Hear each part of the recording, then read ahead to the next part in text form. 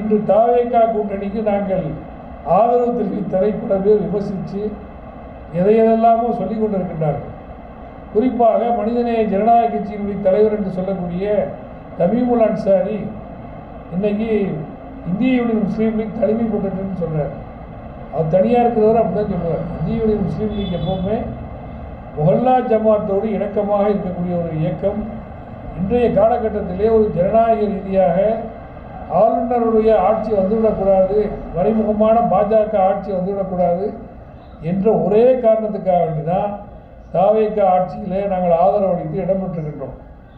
எங்களை பொறுத்தவரை முஹல்லா ஜமாத்தை பலப்படுத்தக்கூடிய ஒரு இயக்கமாக.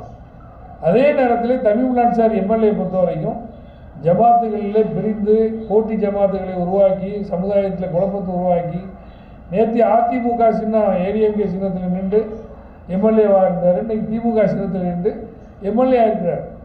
அவர் உண்மையாகவே சமுதாய பற்றாளராக இருந்தால் நான் அவர் ஒன்றா தானே இருந்தோம். 2016ஆம் ஆண்டு எம்எல்ஏ இருக்கும்போது அம்மையார் ஜெயலலிதா மறைவுக்கு பிறகு அதிமுக பிஜேபியோடு தோழமை கொண்டது. அவர் உண்மையான ஆளாக இருந்ததுன்னு சொன்னால் அன்றைக்கி அந்த அதிமுக உறுப்பினருங்கிற அடையாளத்தோடு தான் ரெட்டடையில் ஜெயித்தவர். அப்போ அதிமுக உறுப்பினர் இருந்தது. அன்னைக்கு அவர் ராஜினாமா பண்ணிக்கணுமா இல்லையா? அன்னைக்கு ராஜினாமா பண்ணிக்கிட்டு இன்றைக்கி நம்மளுடைய திமுக தலைவர் மு.க. ஸ்டாலின் அவர்களுக்காக என்னுடைய சிதம்பரம் தொகுதியை விட்டு கொடுக்குறான்னு சொல்கிறதுங்கிறது நாடகம்.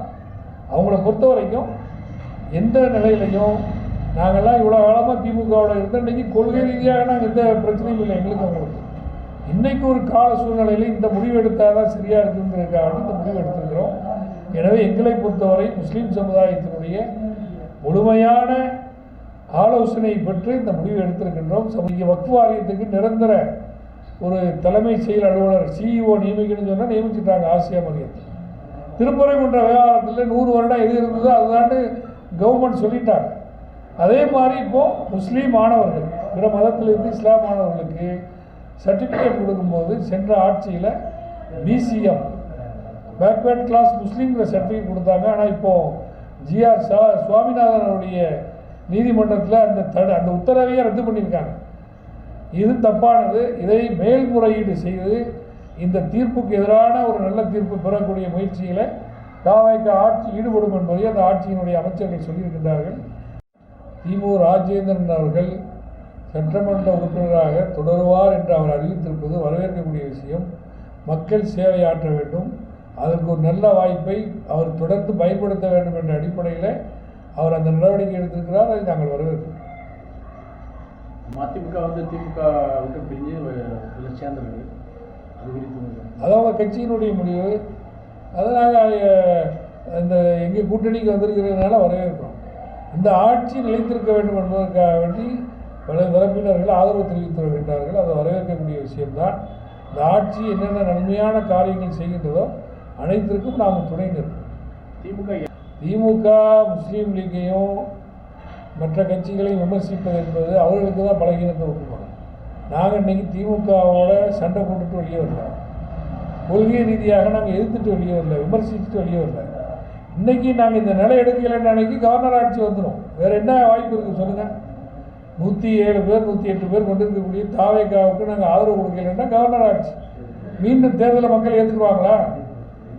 அவரே சொன்னது தானே, திமுக தலைவர் ஸ்டாலின் அவர்களே சொன்னது தானே, இந்த ஆட்சி அமைப்பதற்கு கவர்னர் அவர்கள் அழைக்க வேண்டும் என்று தானே சொன்னார். அவர் 118 120 பேர் இருந்தாலும் அழைப்பேன்னு சொல்கிறாரு. 120 பேர் ஆக்குன்னா என்ன வழி? திமுக ஆதரிக்காது. நாங்கள் எங்களை போட்ட கட்சிகளை ஆதரித்தாதான் அதை நாங்கள் கொடுத்த பிறகு தானே அழைச்சாரு. இன்றைக்கி 9ஆம் தேதி நாங்கள் கொடுக்கலன்னு சொன்னால் கவர்னர் ஆட்சி கொண்டு வந்திருப்பாங்க. கேரளாவுக்கு போகிறவங்களாம் ரெடி ஆகிட்டாங்க. எனவே எங்களுடைய சூழ்நிலையில் இது சரியான முடிவாக நாங்கள் எடுத்திருக்கின்றோம். திமுக காரங்க விமர்சித்தானைக்கு அவங்களுக்கு தான் பழகினேன், எங்களுக்கு பழகின கிடையாது.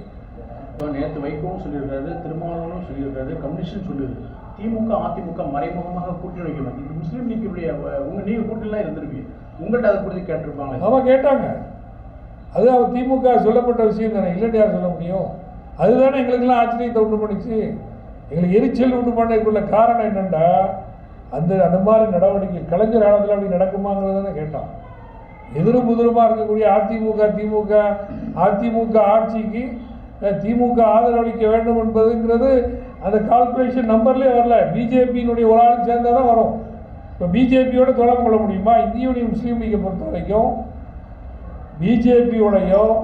பிஜேபியோடு தோழமைகள் இருக்கக்கூடிய எந்த கட்சியோடையும் நாங்கள் கூட்டணி வைக்க முடியாது. இது இன்றைக்கி எடுத்த முடிவு இல்லை. 1989ஆம் ஆண்டு மும்பையில் நடைபெற்ற தேசிய கூட்டத்திலே எடுக்கப்பட்டது.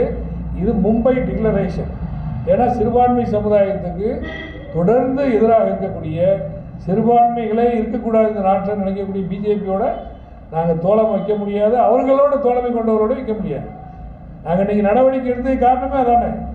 அதிமுக பிஜேபியோடு இருந்துச்சு, தேர்தலில் சந்தித்தாங்க, பிஜேபியினுடைய எல்லா சட்டத்தையும் ஆதரித்தாங்க. அவங்களோட நாங்கள் எப்படி கை கோர்க்க முடியும்? அதுதான் முதல்ல நாங்கள் அந்த கூட்டணியிலேருந்து வெளியே வர்றதுக்குள்ள காரணம். அதை திமுக காரங்க அதுக்கு என்ன பதில் சொல்கிறாங்க? கூட்டணியில் இருந்த எல்லா கட்சியும் சொல்கிறோமா இல்லையா இது சொன்னாங்கன்னு? அவங்களால மறுக்க முடியுமா? எங்கள் எல்லாத்தையுமே வச்சு புதிய தலைமுறை டிவியில் கூட ஒரு டிபேட் வச்சு கேட்டாங்க. நாங்கள் எல்லோரும் சொன்னோமே அது சொன்ன தப்பான கருத்து. அடுத்தது ஒரு ஆள் 2 எம்எல்ஏக்களை கொண்டிருக்கக்கூடியவரை முதலமைச்சராக்குன்னு சொல்லி நடைமுறை சாத்தியமில்லாத விஷயம்.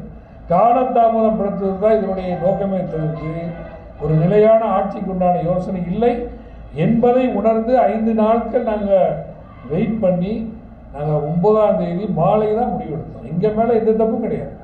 1000 விமர்சித்த வச்சாலும் திமுக இந்த எடுத்த இந்த நடவடிக்கைக்கு வேற வழியே இல்லாமல் இந்த நடவடிக்கை நாங்கள் எடுத்தோம். தவிர்க்க முடியாத தம்ப்நெயில்ஸ், கலக்கலான கண்டென்ட்ஸ், சினிமாவும் சீரியஸ் பிரச்சனைகளும், பல வருடங்கள் இடைவெளிக்கு பிறகு இந்த படத்துல ஒரு கலகலப்பும் கைகலப்பும். போயிட்டே தான் இருக்காரே தவிர பிரேக்கே இல்லாமல் பிரேக்கிங் நியூஸ் சொல்லும் தந்தி டிவி ஆப். இன்ஸ்டா தலைமுறை வரை இறங்கி அடிக்கும் தந்தி டிவியின் டிஜிட்டல் எக்ஸ்க்ளூசிவ். அது தண்ணிக்குள்ள போகும்போது ஹேங் ஆயிடுச்சு. உங்களுக்கு விஜய் சார் எந்த அளவுக்கு ரொம்ப பிடிக்கும்? Of course, Malayalis are huge Vijay sir fans. 2 பேருமே ரொம்ப பிடிக்கும் எனக்கு. தந்தி டிவி ஆப்பை இலவசமா டவுன்லோட் செய்யுங்க, ஃபாலோ பண்ணுங்க, சப்ஸ்கிரைப் பண்ணுங்க, என்ஜாய் பண்ணுங்க.